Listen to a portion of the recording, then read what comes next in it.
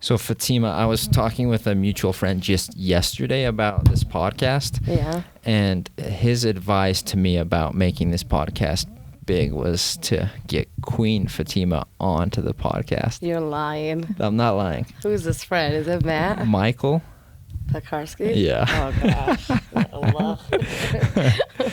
So I said, I've been trying, actually. It's funny that you said that because we've been going back and forth about scheduling, getting you on the podcast, and here you are. Yeah. So he referred to you as Queen Fatima. You know, I've heard you referred to as Queen Fatima. How did that start? How did it get to Queen Fatima? So, I have a lot of names. I say a lot of names. Some names are biological names. Some names are nicknames. Some names are just confident, being a confident woman. Sure. And Queen Fatima. I guess I just don't, I don't know. I just kind of, see myself as someone that's like, you can't tell me I can't do anything. Yeah. I can. I don't care who you are. I don't care what your title is. And that's why I started using Queen. I was like, because people here, they associate nicknames or names like that with something high level, high class, Right. And that's not just in the United States. That's everywhere in the world, right? You talk about the Queen, like Queen of England, Queen of princesses, right? Things like that. So I'm like, for me, I was like, I can be that. I don't need the whole world to sign off on it. I can sign off on myself. I love that. And there it goes, and it sticks with it. So yeah. Has that attitude been with you like at a young age, or was this a newly No. found thing about you? That attitude didn't come when I came to America. Let me tell you that. I was sort of born with that attitude. Okay, I would say that's been you since day one. Yes, sort of. I believe that. At least, that's what when I asked about my childhood to my parents, that's what they tell me. They're like, "You've always been this sassy, like you don't care if somebody's an adult, young, old. You just." Don't mess spoke with your me. mind. Yeah, You just get out there. Yeah. I love that. Yeah, well, I remember when I first met you. I don't know how many years ago that's been now. Probably 7, 8, 9, 10. I don't know, something like that. Yeah. I did get that vibe from you. Like, she knows what she's doing, and How she's did like, me? I think you were still working at Asian Association, weren't you? Yeah. I was doing contract because I was doing MSW at the U. Okay. And I left working for them full time. Yeah. But I was doing contract, and you were interviewing, I think, or second interview, or offered the position. Yeah, I just had barely started or whatever, and people were like, "Oh yeah, Fatima's helping us with that. Just connect with her on that." I was like, "Fatima? Who's this?" But then I learned, and then your name kept coming up several times after that of like, "Oh, can we get Fatima to help with us?" And then you just kind of went on to bigger and better things, right? I don't know about that, but we stay connected. We work together on a lot of things. That's true. We have no, it's not Sunnyside. Sunnyvale. Yes, everybody does that. Sunnyside, Sunnyville, Sunnyvale. Yeah, what is it called? Yeah, Sunnyvale. Yeah, Sunnyvale. Done a lot. LCT, CIT. Well, it's funny, Peter, because you took over the program that I was running at AAU, like sort of like that's what you manage now. You're still there, right? Yeah. So that was like sort of where my footprint of working in the community started, honestly. So I don't know if you know, but my story with AAU I'd love to hear this story. Yeah, I'd love to hear this. So I was attending West High School. Okay. I sort of had almost all my credits in 11th grade to finish because I was involved in so many other extracurricular activities that gave me credit. And one day I'm just wandering around the halls, and I always go into the what do they call those in school suspension officer lady? Okay. Uh-huh. Like she's, what Margarita is her name. So I just go in there and talk to her all the time. It's like a friend, right? Yeah. And she's always like, dude, what? Like, not dude. Like, Fatima, what are you doing? You're wasting your time. If you just don't have classes, you're taking being a TA or doing these silly things. Why don't you start college, or why don't you start volunteering at agencies and give back to the community? And I'm like, what could I do? She's like, you speak 4 languages or more, and you do this and that. Like, did you hear about the Asian Association? I was like, no, I haven't. And she's like, well, I have a friend that's Stephen Ha. Okay. He, is running this program. Why don't you go there, introduce yourself, and tell him you're coming, go volunteer and get some hours or whatever. I was like, okay, I'm going to do that. I contacted them. I didn't think it was going to be a thing that was going to stick. I go out there. They have case managers. They're helping refugees. And I was like, what's refugee? Not even realizing I'm a refugee. I came here as a refugee. Because, like, you know, we came here, I was 8. You were young enough. Yeah, I was young. That we wasn't didn't really know. on the that radar. wasn't a thing. That wasn't on the radar. And to be honest, back then, refugee was never on the radar. Yeah. Even though there was resettlement agencies existed, people were just not talking about refugees like that. Right. There's very few families coming in. At the time, there was probably 30 families I could recall, and we all knew each other. And so it was just weird for me. It was like, whoa, I'm interested. I want to learn about this. What is this, right? So I started going at AAU. I started out in the front desk answering phone calls. Oh, wow. Okay. People coming in. I'm reading mails. Like, you know, they come in with, like, advertisement mail. And I'm like, what are you doing? This is not a real thing. Why are you bringing this? This is called junk mail. Yeah, I'm like, throw this away. Yeah. Like, don't waste your time taking a 2-hour bus to come to AAU to figure, you know, because they thinking it's a bill. They're thinking they're going to, something important, but they don't know. So I started doing things like that for them.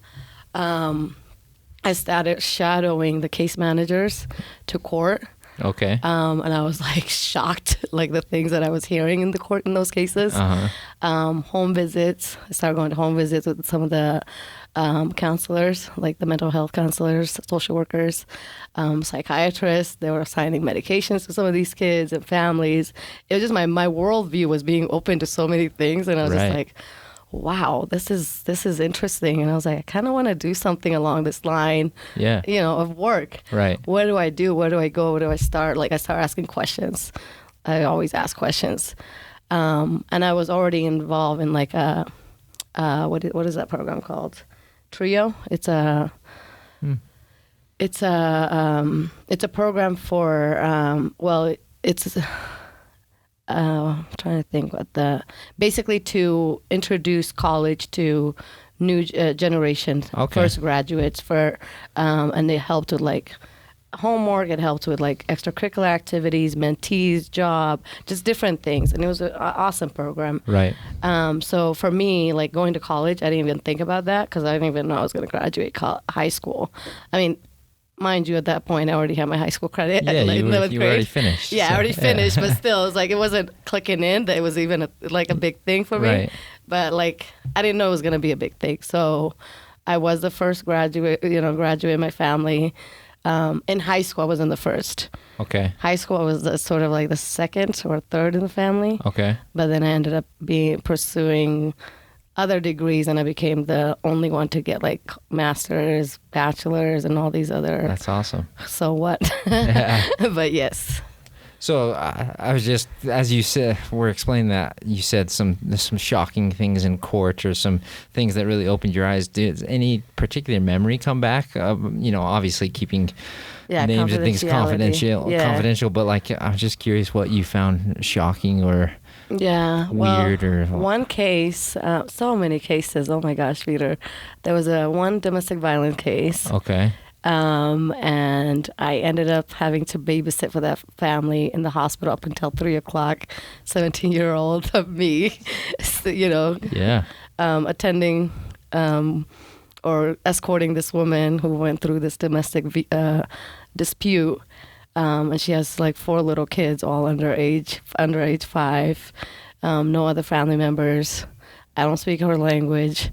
But here I am trying to help and work with that, right? Yeah. In the middle of the night. Cops are involved. They took us to the hospital, ambulance. And I'm just like, oh my gosh. Well, wow. That was a lot to deal with as a 17-year-old. Yes, that was a big case. And that mother is, till this day, I'm still connected with her and somehow. Yeah. Another case was 4 young boys. It was also, I don't want to get explicit or like, give the details, but it was like, oh my God, rape, basically. They were accused of rape. They went to court, 4 kids. Also it was a child case, basically child rape. Both sides were child. It was 4 with 1 little child, same age. They were same age group, basically.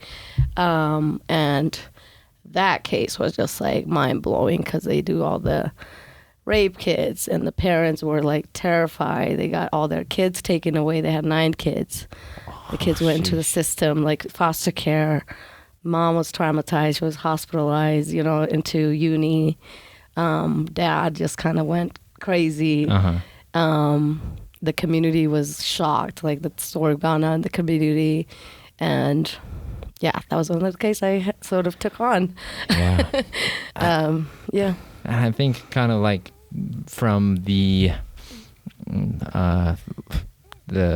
I don't know what the best word to use, those that grew up here in Utah, and they hear about refugees and newcomers in the community, they kind of don't realize all the stuff that these folks are going through, and these challenges. And I think to hear these stories, it helps to understand what a challenge it is for some of these folks to get adjusted and to find a new life here in Salt Lake City. So I think it's helpful for people like me to hear this, because I didn't know about refugees living in Salt Lake, even though I grew up here in Utah and familiar with Salt Lake. I didn't know until graduate school, and so when I got to know some of the challenges and things, my eyes were opened, and some things were really challenging. But then I took a step back and I said, of course, this makes sense that there would be these challenges. These folks have been through so much, and now we're putting them here in a community and expecting them to know like all these things and how they work and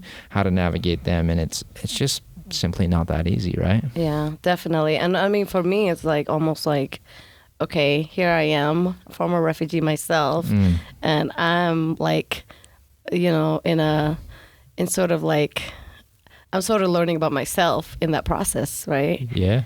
And I'm doing the work, but yet I'm like, oh my gosh, did my family go through all of this too? What's their story? Now all of a sudden I'm asking questions.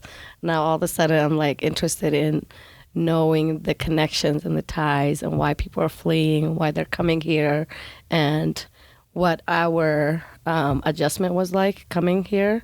And like how welcoming the environment was in school. Was I bullied? Yes, of course. But I had cousins in school. I had Fatima again. Have consistency. If people like say things to me, I fight for myself. I fight back. I say things back, and so I sort of always spoke up no matter what. Like I can tell you several incidents in elementary school that I had, gone into the principal's office, same thing with middle school, but I've always kept my, head in the game, and I said, you know what, I want to push through. Education is the key. Right. I got to get I didn't always think into that lens. Sure. Because you're also getting into this, you have teachers telling you you're nothing, like you're not gonna get anywhere. You have people doubting you, community members, because they observe your behavior or see you in a certain settings, right, or you with a certain crowd. So automatically you are labeled that child. Watch out for her. She's gonna go to this and that place, right? But I think it's been a really interesting learning process for me, as the community here is understanding more about refugees, and they're wanting to do more. And we're in Utah. Utah is the state of a pioneer state, right? Sure. We call it. Yeah. Original resettled pioneers, right? Right. And then here we are, we have missionaries. Utah is known for Mormon, right? Right. And people here practice the religion of Mormon, majority do. And so I found a lot of connection with how we grew up in my family. We're Muslim, raised Muslim.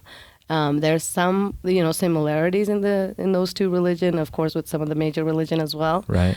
But I think also, for me, it was always interesting. Why are these people missionaries going out to different countries and doing this work? It's part of their religion and their practices. Yeah. But I'm like, did they not know that they can learn the same, even do more here? Because we have there's 65,000 refugees, undocumented, asylees, immigrant, that have similar needs, or not just needs, but they need the friendship, they need the connections, they need the, they need to thrive in this community and call this community their home. Yeah. Are we providing that? And that's when I started asking questions and just doing things. And all of a sudden I just started finding myself doing different opportunities and different work for the community.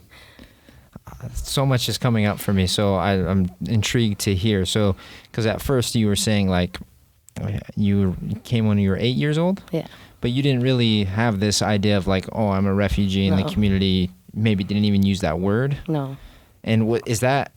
Would you say that was a better thing for you in terms of your mentality? Because kind of a label of a refugee has its pros and cons, right? Oh yeah, definitely. And I think for me and my family, my cousins that came here, that were going to school here, doing different programs.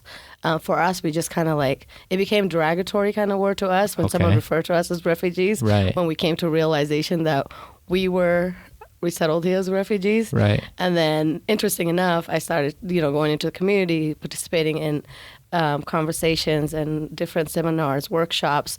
And anytime I say I'm a refugee, I get all this, I captivate the audience. And then when I don't say that, it's like people want to know what I'm saying, but they don't really want to know. So I started it became like, okay, it's like picking and choosing when it doesn't offend me, to be honest. For me, I'm like, labels is like, give it to me. I'll take it. Fatima, you know what I mean? Refugee, Muslim, Black, you call me whatever you want, I will take it and run with it and make it something, right? Yeah, it's a great attitude. But for me, I just started observing and seeing how people reacted. Because it's like the buzzword, right? People want to, they know refugee, someone who's been forced from out of their country, fear of prosecution, fear of religion. They've fled to a neighboring country, but they don't know the deep ends of what each of these individual families and nationality of people that are coming here have went through, what their stories is.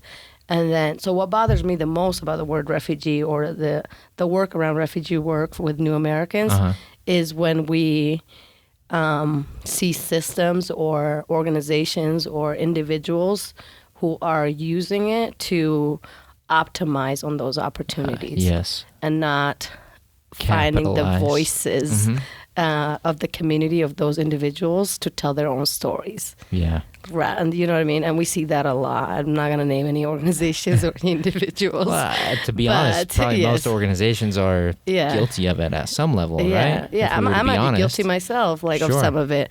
I've done some work where, you know what I mean? I brought people together. Was that for my own, not for my own, but was that, did those people consent, or were those people aware that their story was going to be broadcasted or used or taken into different contexts?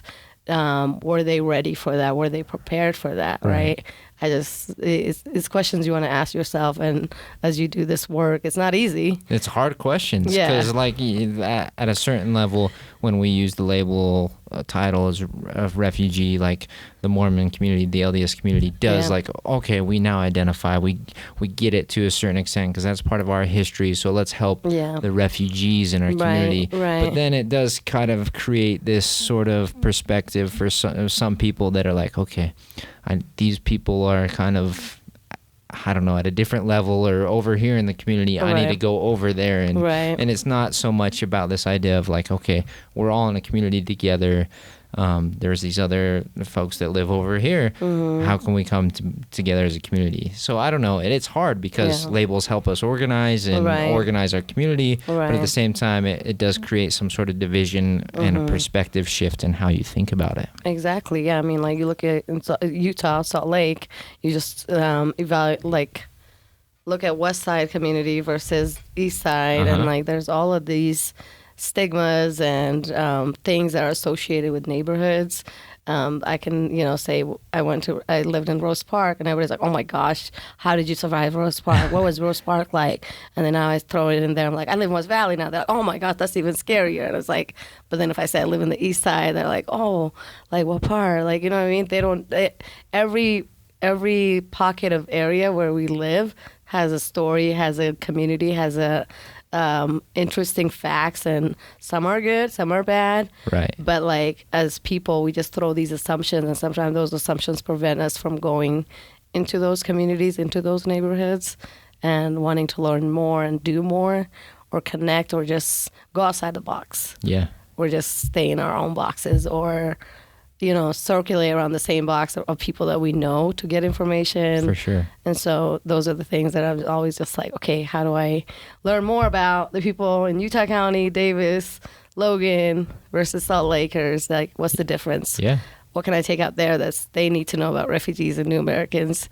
Before I started working for the mayor's office, I was working for Utah State University Extension. Okay. If you're familiar with USU that, with 4-H. Extension. Yeah, 4-H. Yeah, Yep. 4-H, Mm-hmm. youth development. And I've had many opportunities where we go to counties that I've never even heard of in Utah. And I'm like, I'm in Utah 25 years and I don't know this. What is this? But then in those counties, like, I had opportunity to be like, hey, have you guys ever heard of refugee?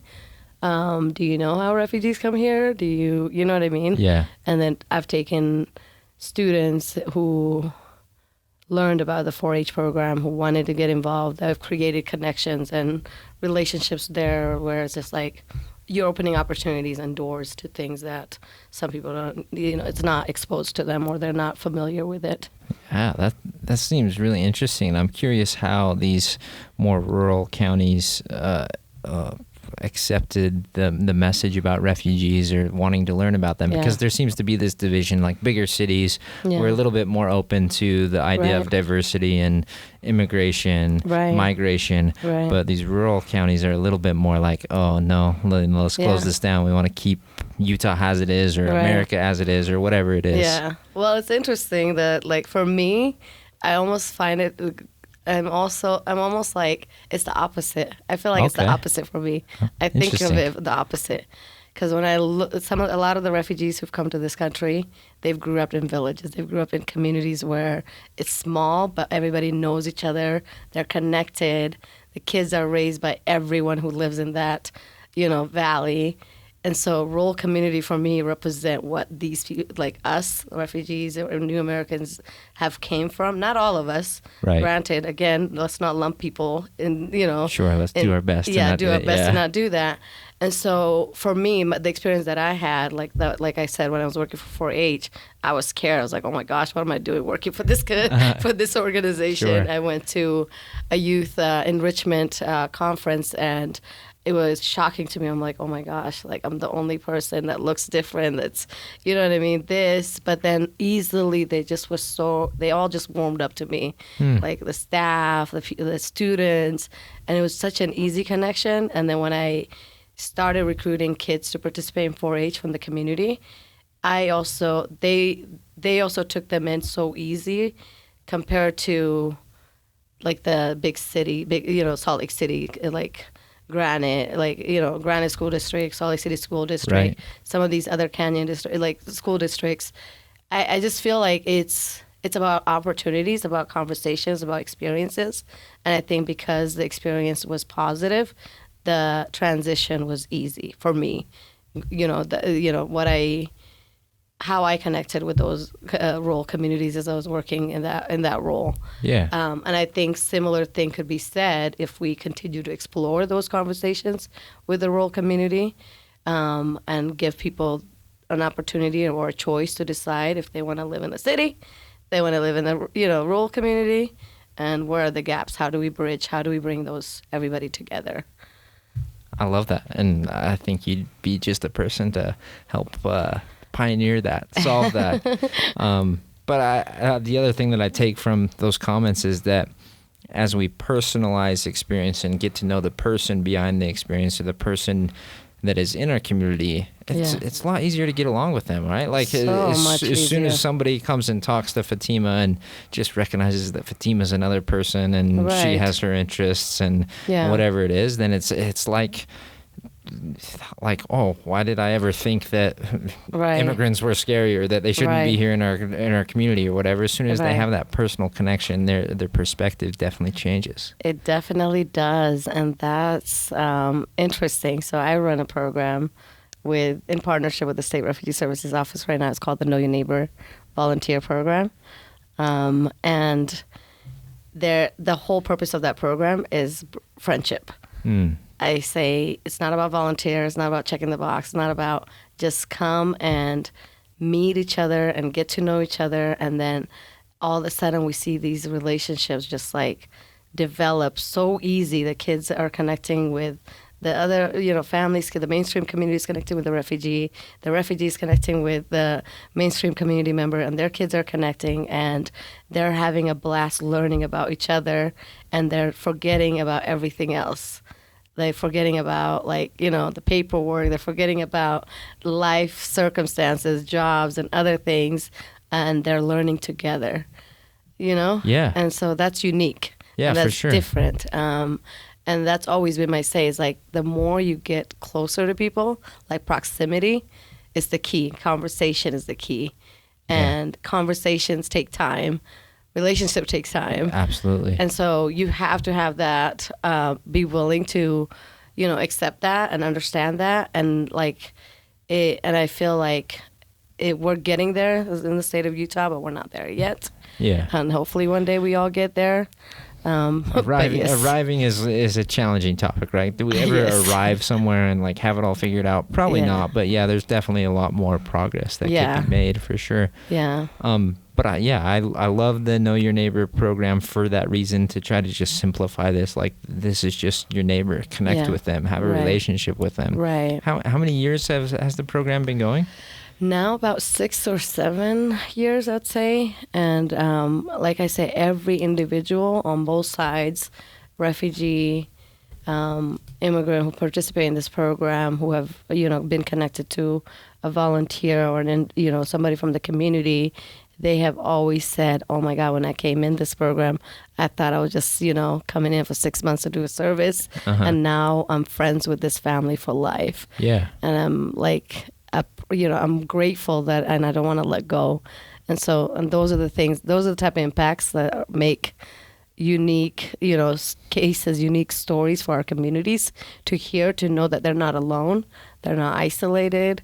Some communities have, people that have been here before them, from the same community, that can help them. Some communities have decided on their own not to stay, involved in the community. So they go out on their own. They don't stay involved with resettlement agency, with community leaders, but they still utilize volunteers and programs like ours because of that friendship.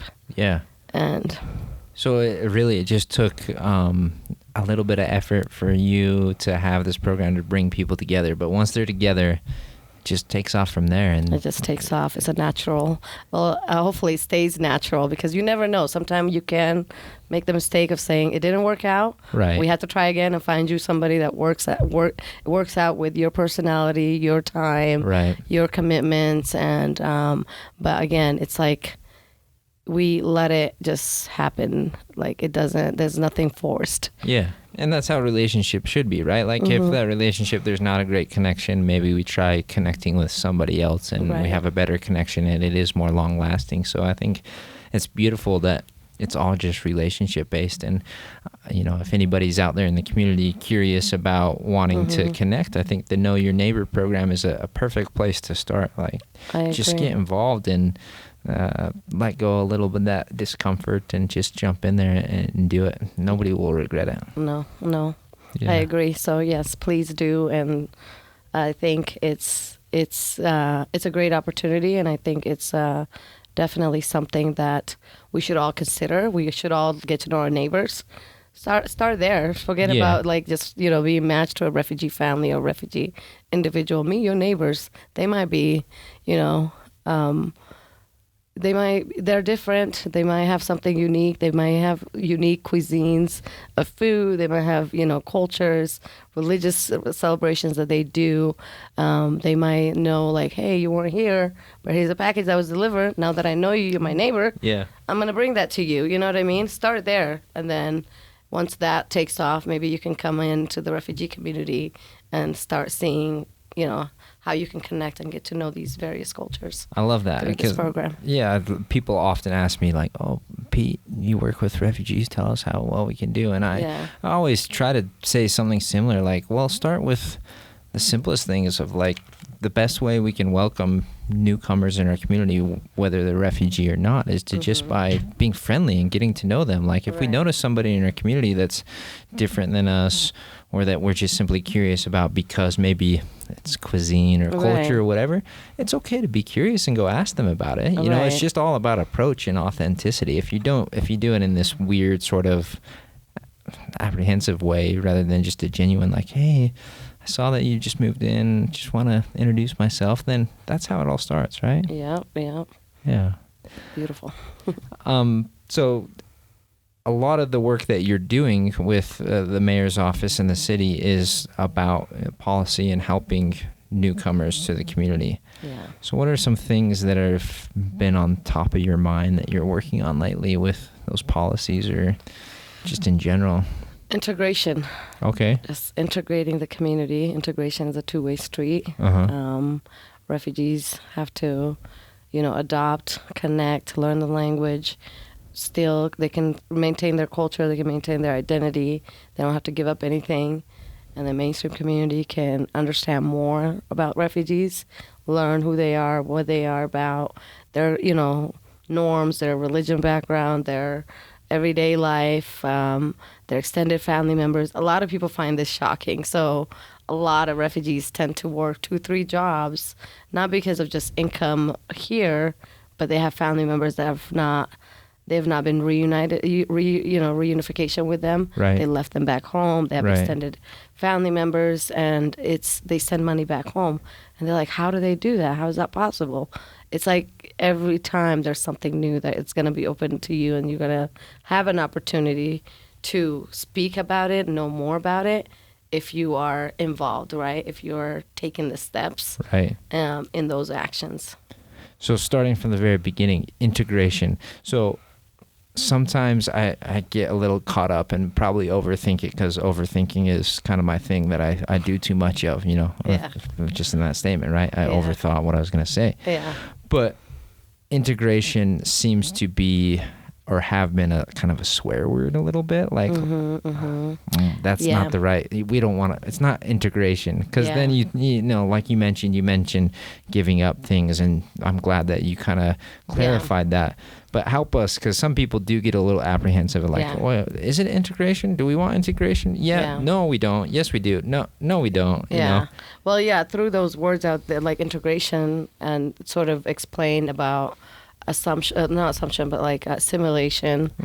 acculturation, right? Yeah, all these words. And maybe some of those definitions that I was explaining into not giving up the culture, their identity fits more into the assimilation and acculturation. And interesting enough, when we first came, that's what we were being told to do. Right. As kids, exactly. Going to school, literally. It's like, we have to wear uniforms to school. We have to, and like, I remember going to school first day, my mom dressed me up in my traditional Somali dress with scarf, and next day we get sent back home, and they're like, they're not dressed appropriately, and we had to find a uniform and learn about getting into the uniform. And then there's just all of these things, like different, things that kept happening. And so in that moment, I remember even writing a paper in middle school about assimilation and getting so frustrated and saying, why do I have to not speaking my native language and learn this language when I could still learn this language and keep my language, right? Yeah. And then so the reason why I think integration is unique, it's sort of like best of all, bringing it all together, and connecting all of that together. Now, these terms are like big terms. Like, not everybody understands them. Not everybody, unless you live it, you're academically involved in them. It can be taken in so many different directions. I don't know, like as social workers, you know how that is. It's like, we can dissect it and say integration means these 10 following things, or it also does not mean this. So it just depends on where the community is at. That's what it comes back to for me. Is the community willing and ready? And sometimes, do they have the options? They might not. Right. We tend to resettle a lot of refugees in the same apartment complex. Is that integration? If you ask me, it's not. Yeah, I agree. Right? And then if you if a refugee is resettled in Utah County, for example, there has been some steps taken in Utah County to take refugees there to go to college and educate the community about, these refugees needing housing and employment there. And now that's integration, right? Yeah. That's where you're like, okay, everybody's here. We have 30 families. What is the community doing about it? Is the community coming together and having conversation with these 30 individuals, these 30 families? And where are we at? What can we do? What are the action steps? Yeah. Where are we going with this? Yeah, I like that. Just trying to simplify it a little bit because, unfortunately, we live in a day and age where we do get a little bit too caught up on the language that we use. Terminology. Are we offending somebody by saying this or not offending the... And we should be conscious and aware of the language we use, but I think I say this a lot, but it's all about approach and authenticity. Exactly. If you're being sincere and saying something and you say something wrong, nobody's gonna be super pissed off at you. They're gonna maybe correct you, and hopefully you're ready for that correction.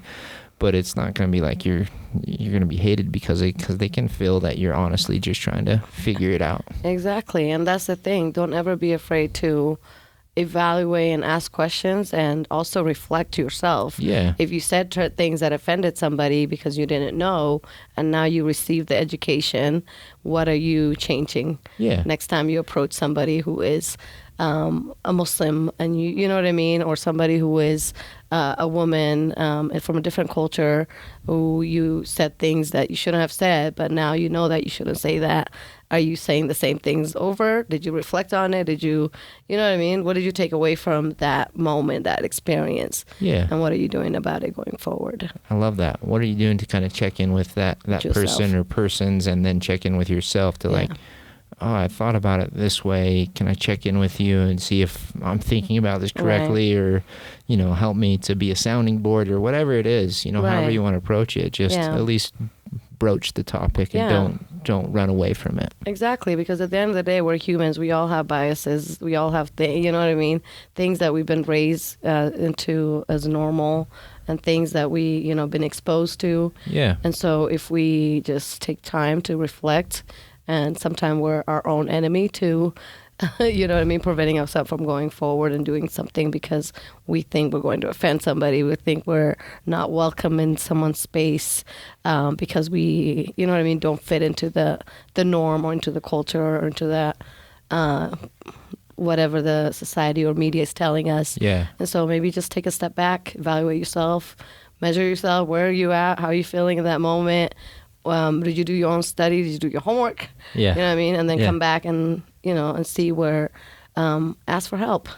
That's another thing. Yeah, definitely. Always ask.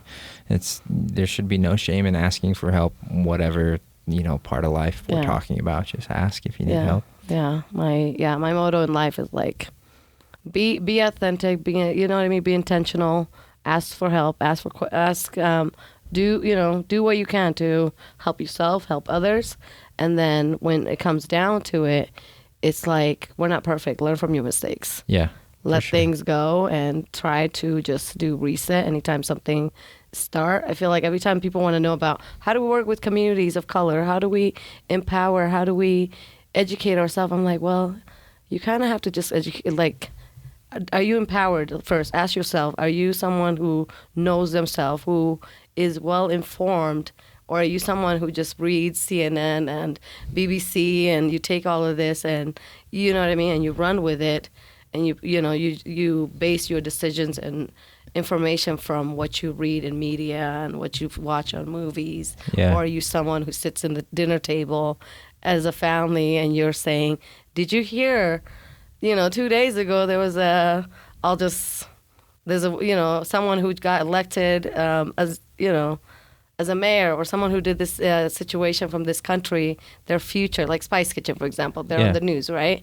And like, as a family, are you having conversation about that at the dinner table? Right. And if you have questions, are you contacting that individual from that,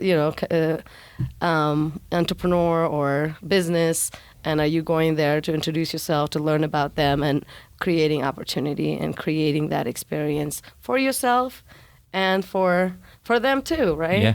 Yeah, for sure. So, yeah. Yeah, I always kind of say to people that, like, hey, if you see something or especially in our community, if you see something you like in the community and you want to be a part of it, or you want to patronize it, you want to give your money, your time, you know, like recognize that by going there and spending time with them and giving them your money if it's, you know, a business or whatever it is. You know, that's how you show people that you understand and that you support them and you love them.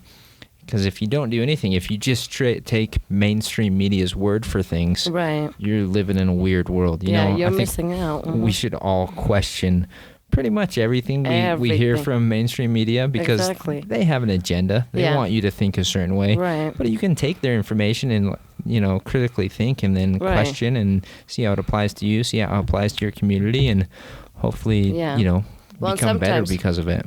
And sometimes it's not just mainstream media that we take those type of, you know, informative things, sometimes from our own family, sometimes from our own friends, coworkers that have these perspective and different ideologies. And so if we're having conversations with those, you know, coworkers and family members, you get to know whether your uncle hates, you know, what he hates, why he hates it, and whether or not you even are going to compromise and associate with him on, you know, wanting to try something new.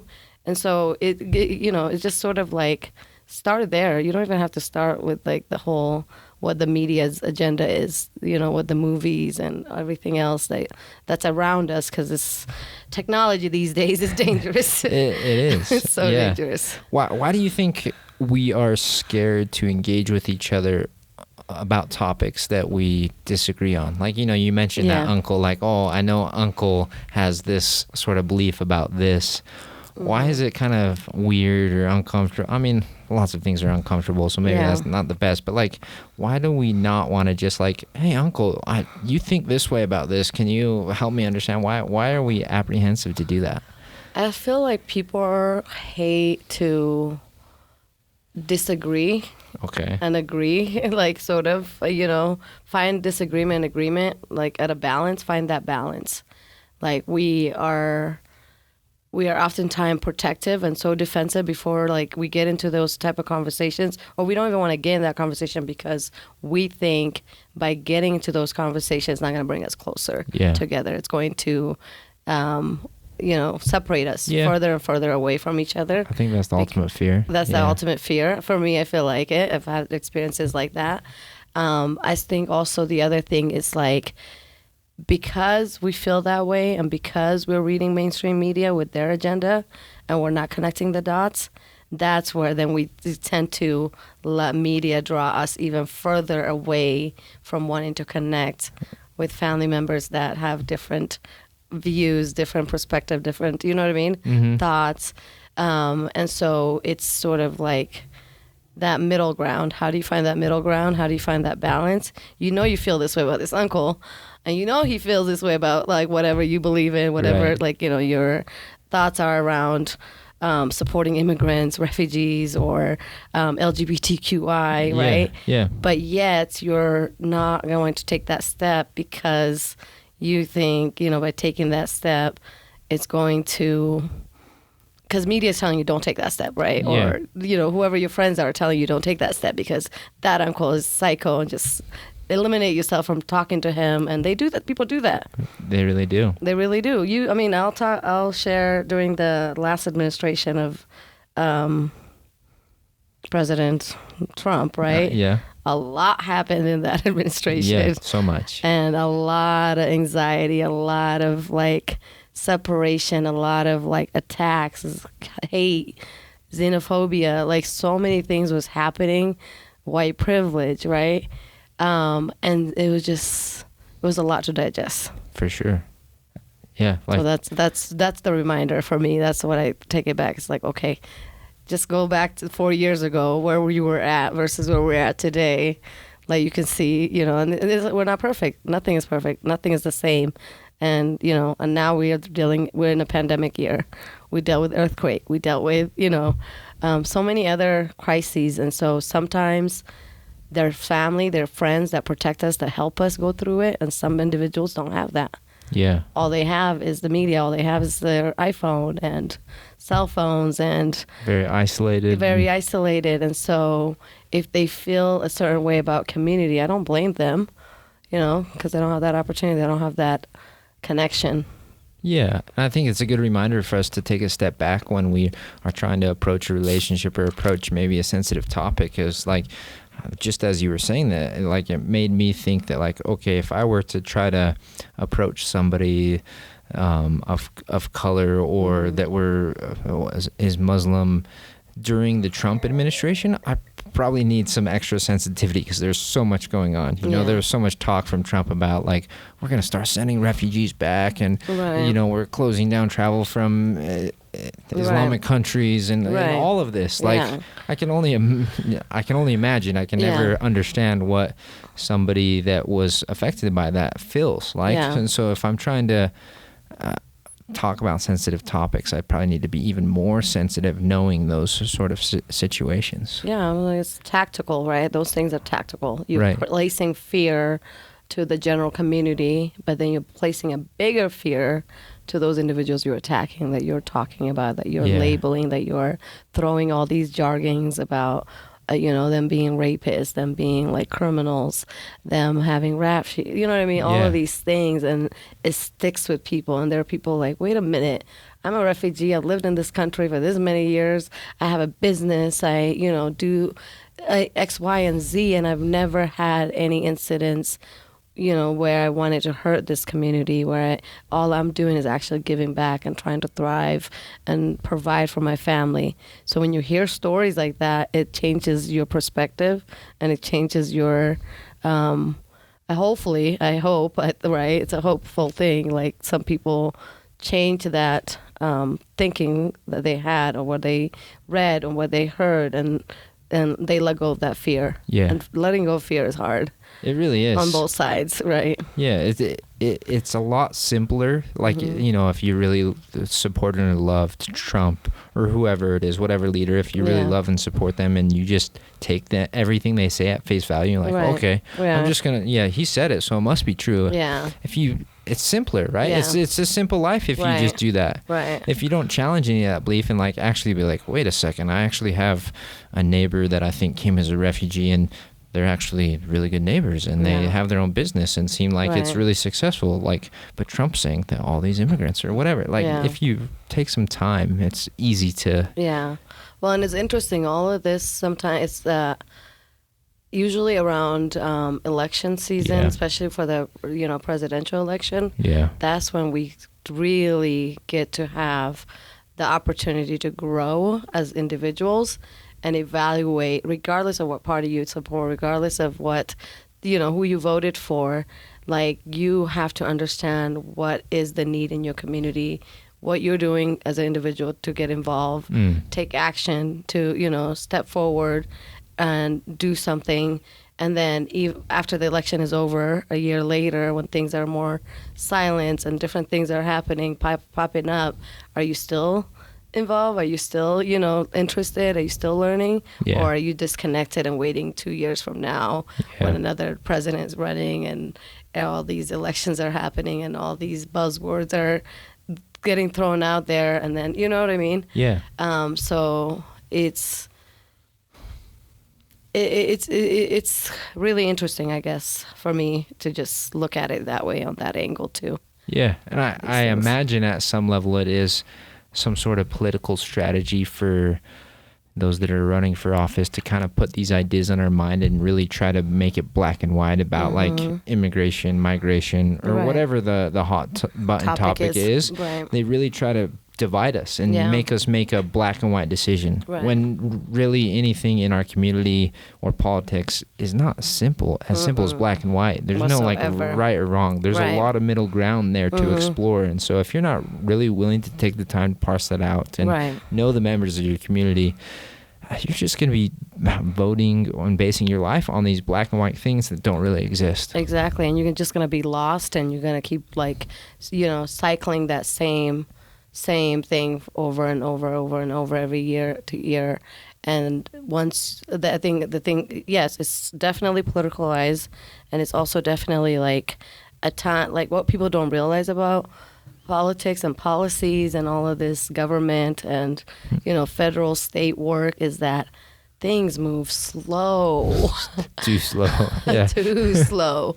And so by the time something gets, off the ground, people have already forgotten about it, right? Yeah. People have already moved on and are doing other things. And so here, this office has just barely introduced, support for DACA or refugee, and 10 other things are also being thrown out there, and it's happening. And so I just think policy work is really, really important, and systems need to evaluate themselves and figure out what it is and why it is that some communities are not as informed, as connected to, to resource, and are they accessing, are they prompt to staying involved because of not trusting, not trusting the system, not having that opportunity, like, to speak to the system because they don't see some of that as reflective of them. Yeah. They haven't had good experience walking into, a police, department. And you just have to look at all these different angles.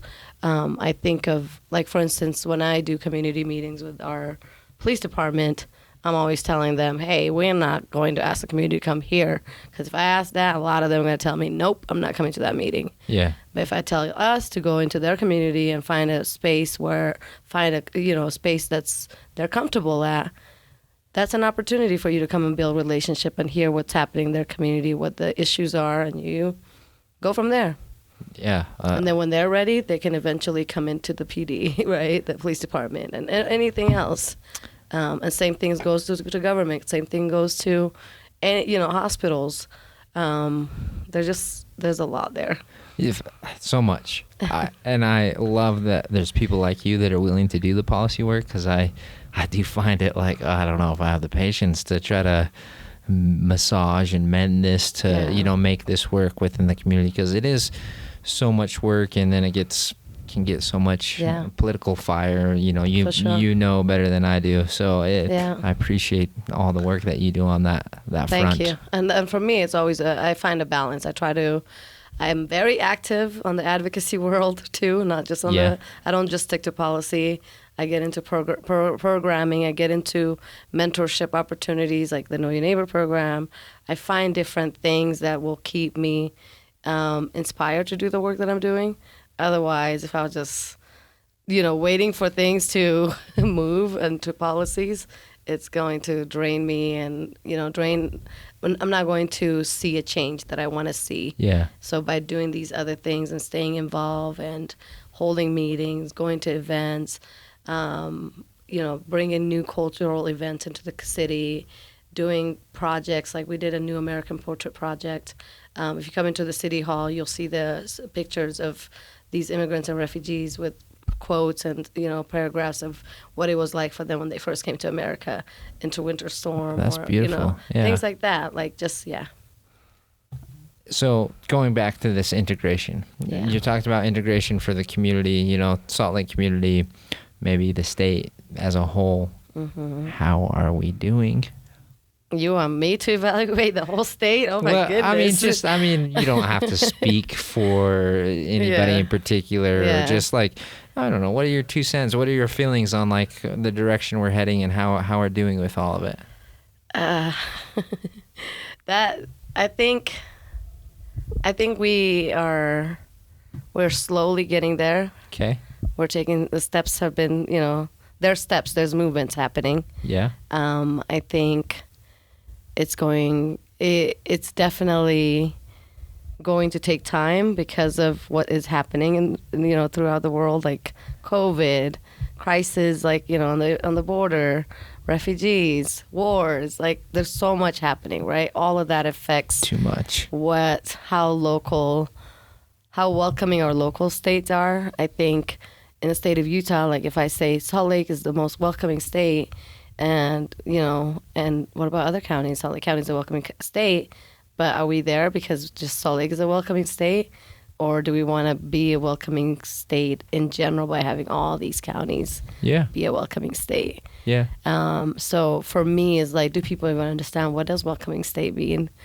what does welcoming state look like, right? What does our community do going forward? Even if we become a welcoming state and we are evolving every day, we're learning something new every day. Something is happening in our communities, and incidents are happening, conflicts are happening, and how are we resolving those conflicts with our law enforcement, with the hospitals, with businesses? Just how are we doing on all of these different sectors, and how are we getting all of them involved and collaborating with each other and going forward? That's a beautiful statement. At the same time, it does feel like a little bit exhausting, and like there's so much. Yeah. How do we separate it or compartmentalize it, put it into different spaces so that we work on certain areas and don't get overwhelmed? I don't know. Do you have strategies that you use to kind of like, okay, we got an overall general idea of what work we need to do, but how do we do that little by little? Yeah, so I think every individual, every organizations, every agencies, they're trying their best. They're doing whatever they can to make that possible. And right now, it's time for all of us to grow and like to go back and like say, you know what, we didn't do enough for equity work and equality and LGBTQI community, the Muslims, and all these other small indigenous people, and how we are setting up our futures for the children, for the kids, because we're not gonna be here forever, Peter. Yeah. I might die tomorrow. I don't know, right? I mean, let's hope not. But let's hope not. Know. But what I'm just saying is like, what am I leaving behind, and what are the things that I'm doing? Are they impacting? Are they impacting me right now? Yes. Are they impacting my community right now? Yes. But what do I want to leave behind, and how do I want the future generation to feel, who might be in these positions, who might, live in these communities? So it's all of that goes into it as well. Yeah, that's true. We got to think about a lot of things at once and think about where we're going, and maybe we're not going to arrive at where we would like to be in our lifetime, but hopefully we're leaving in a nice setup for the next generation. Better than how we found it, better than how we envision it, Yeah. And just those are things that for me I think about is like, okay, we want to eradicate poverty. What are we doing about poverty? Our kids going to, what neighborhoods are suffering? What neighborhoods have food deserts? What neighborhoods have internet, like digital equity, right? Yeah. And like those are things that like, I wouldn't say easy things that you can do as individuals, but if I'm somebody who is well off, who's, has a degree, and I'm just trying to do things for my community to make a difference, I would start there. Host community, food banquet, right? Host like opportunity to teach kids about coding, teach kids about, now you're setting up those kids for a better world. They're gonna thrive and make their communities better. It's it's unique. Yeah, on a more simplified level, it's about opportunity. What opportunities are we giving people in the community? And is it a varied opportunity? Yeah. I don't know. It's probably too simple to think that, of course, everybody can have every opportunity. Yeah, I don't think that's going to happen. But can we give our communities all plenty of opportunity? Yeah. Whatever that looks like. 'Cause we need all sectors. We need the internet. We need coding. We need mathematicians. We need teachers. Right. We need it all. So let's give a variety of opportunities so people can really open up their mind and right. I mean, going back to Utah, evaluating Utah, are we there yet? Like, Utah is ranked one of the worst state for gender pay, right? I wasn't aware of that. I don't know what number. I don't have the facts right now, but you can Google it. Yeah. But I think that in itself speaks volume. It's like, okay, now 20 years from now, I want to make sure that women in similar position, or just women in general, are paid equally as their male counterpart in the same positions, in the same, what am I trying to say here? Like, in the same performance. Like, don't measure them because they're women, pay them $1 less.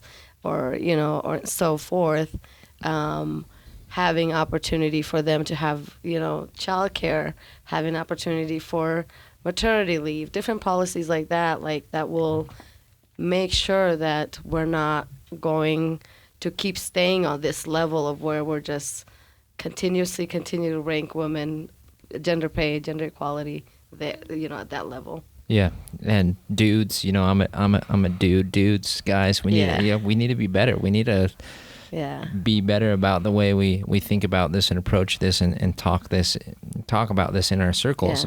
And maybe this is partly because of the field I'm in, the social work field. I work with a lot more women than men. Mm-hmm. But, I've worked with both women and men in all the positions that I have, and I work with at our agencies, and I'll be honest. The 85% of the time, women are better at these positions than men in general, and better just general employee coworkers. So I don't know.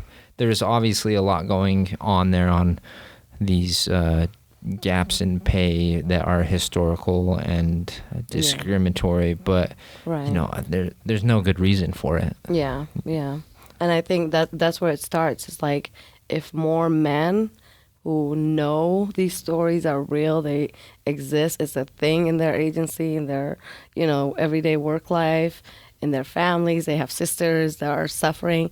If they spoke up and they took action, we might move a little bit closer to getting somewhere where we want women to be seen and heard and given the same opportunities to thrive and connect. And it's like, I think of it like similar to domestic violence.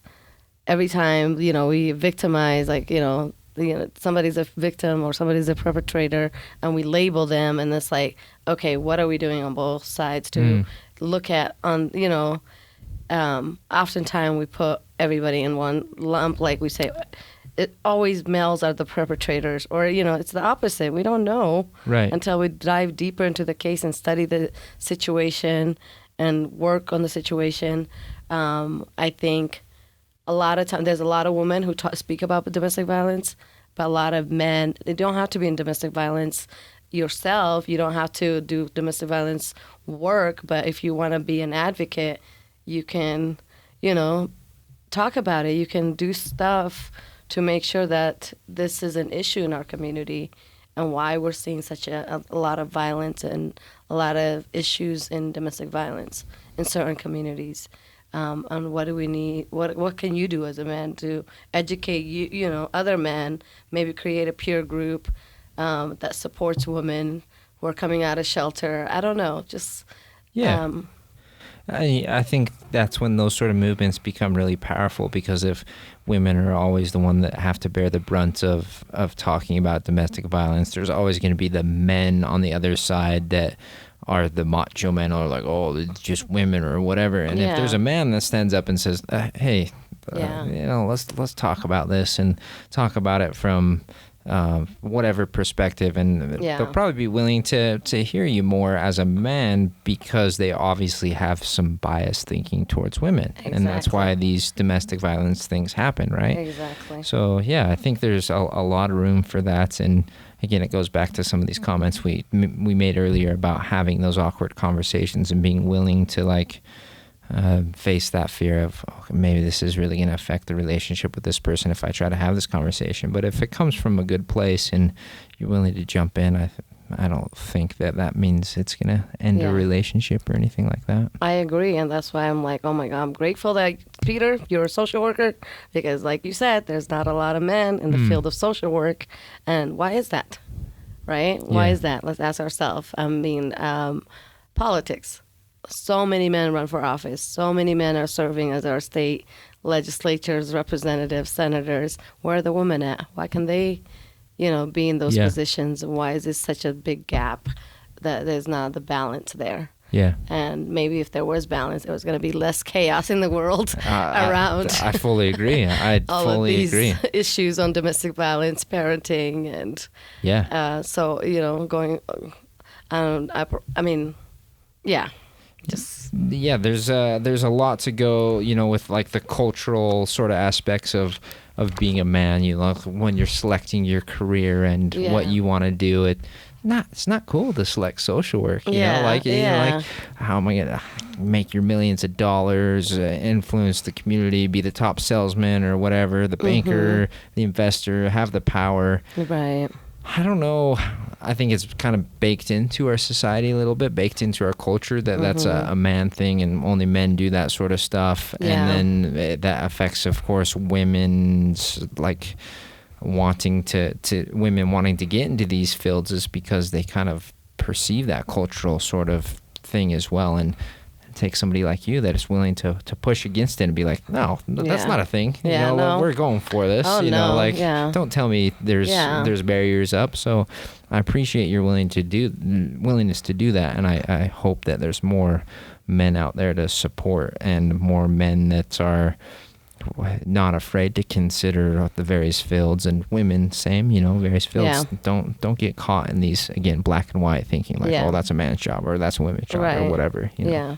And then that brings me back to think, on the question of, if you are the person who is in that leadership role, like you are an elected official, you are like, pass on the baton, pass on that leadership to someone else, educate someone else. Don't just hold on to that, be greedy and be, you know what I mean? If you want to be a change maker, you got to have different voices on the table. But we're afraid to give up our power, Fatima. Like if we tell people how to do other things, then we're gonna lose money, we're going to lose our power. Right, we're going to lose our titles, we're going to be... and nothing, and so it's just like, okay, where do we go from there? And that's why I challenge myself. I always try different things. Recently I ran for office 2 years ago or last year, and I'm like, I never ever imagined running for office. I live in Utah. I thought about studying political science. I thought about being a lawyer. I thought about all these other fields, but I chose to go into the field of social work because whatever classes I took in those subjects, I didn't feel satisfied. I didn't feel happy. There were some reasons behind why, but then somehow I still said, even if I don't have enough information about, it being a political science major, it doesn't mean I can't run for office. Right. I started reading into people who have run for office, and I'm like, wait a minute, they're engineers too. They're state representative, they're Congress. What? How is that possible? Yeah. I always thought you had to have certain criteria, certain qualifications, certain looks too. And it's true though. Even when I ran for office, my experience was like, hey, you need to have this type of look. You need to, you know what I mean? Yeah. You need to transform or confirm. Maybe I'm mixing those two words, but it's just like, no, I don't. I'm Fatima. I'm going to be me. Yeah. I'm running for office. You're going to see me today in braids, tomorrow in scarves. My hair might be straight.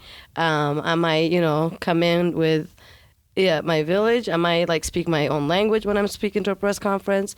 I'm not going to do this is the expected. Yeah. This is the norm. And it's like, no, I'm not in it for that. I'm in it to tell my community and the people that I want represent, you can also do this, even if, envision yourself in those positions. We need that. We need to push those barriers down. It wasn't that long ago that walls. If you had long hair as a male or you had tattoos, anybody that you had to hide those tattoos when you go in for an interview because then you're not going to get a job with tattoos sort of thing. Right. What kind of bullshit is this? Let's not do that. Yeah. And when I say I'm just a person that's consistent, and I always say, you know what? Never be afraid to fail. I love that. Just go for it and see what happens, Fail forward. Yeah, fail forward. I remember interviewing at the airport when I was 16, and I was like, I showed up in my Spirit Week outfit. you know what I'm talking about? I'm all all your painted school up. Colors and everything. Yeah, all painted up, and then they're like, you're here for a job interview? I'm like, yes, I am. And is there a problem?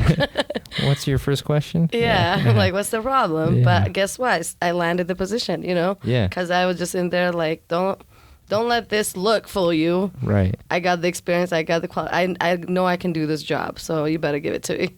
Yeah.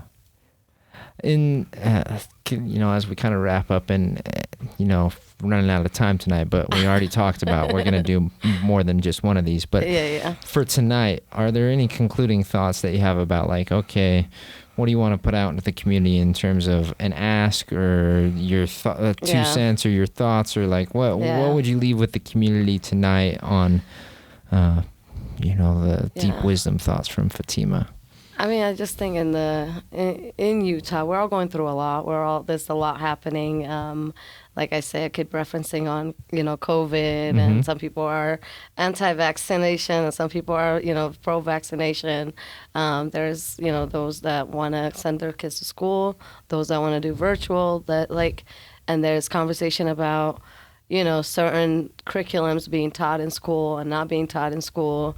There's just a lot of challenges, like a lot of things that are circulating and happening in our communities.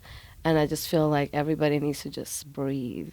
Oh, I love that. Chill, like take a step back and just do one thing at a time and, evolve, do better, be better. Like, that's it. I love that. And in social work, we get down to this even breath work. Yeah. Like we're actually just doing some work, just breathing. Yeah. I think it's we use the word breathe a little bit as a way to tell people to step back and calm down a little bit. But there's even more truth if we actually take a practice in breathing and giving each other and ourselves more space. I think that could do a lot in a community if we did that more. And next time we can dive deeper into this, but I feel like we also lack a balance around. We have this thing here in America is like we just have to be workaholics. There's no that sense of like community connection, family connection, and inspiring to, take care of ourselves and not get burned and not feel, like if I don't have my job or my career, I'm useless. I'm and that plays into the society. So I really love that. Like, let's not get stuck in this trap of thinking that we're all just one-trick ponies. We go to work, we come home, we flip on the TV. Let's all get involved in our community a little bit more. Let's not put all of our value on our careers. Let's put a lot more value into our community and coming together in different ways in the community. Yep. It's a great way to end this. I really appreciate your time, Fatima. Thank you, Peter, for having me. Of course. If anybody wanted to reach out and get in contact with you, what's the best way? Well, I work for the city. Can visit our website, slcgov.com//DEI and contact directory. I'm also on social media feeds, Twitter,